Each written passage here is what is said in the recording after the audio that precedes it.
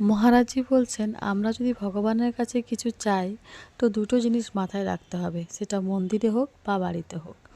একটা হচ্ছে ভগবানের সাথে আমাদের সম্পর্ক কী, দ্বিতীয় হচ্ছে আমাদের ভজন সাধনা কী। দুটোই আমাদেরকে মাথায় রাখতে হবে। ভগবানের কাছে কোনো সম্পর্ক ছাড়াই আমরা তার কাছে যদি কিছু চাইতে চাই তাহলে সেটা কিন্তু উনি শুনবেন না। কারণ উনি হচ্ছেন, আমরা যদি মনের ভাব দিয়ে, প্রেম দিয়ে ভগবানকে কোনো সম্পর্কে জড়িত রেখে ভগবানকে মন থেকে, প্রাণ থেকে ডাকি, তাহলে কিন্তু উনি শোনেন। যদি ডাইরেক্ট আমরা গিয়ে বলি আমাদেরকে এটা দিতে হবে এবং ভগবানের প্রতি আমাদের কোনো আস্থা নেই, ভালোবাসা নেই, তাহলে কি উনি শুনবেন? কিছুতেই শুনবেন না। আর আমাদেরকে আমাদের ভজন সাধনা কী সেটা জানতে হবে।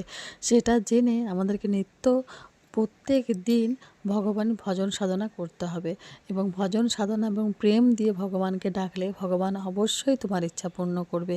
রাধে রাধে।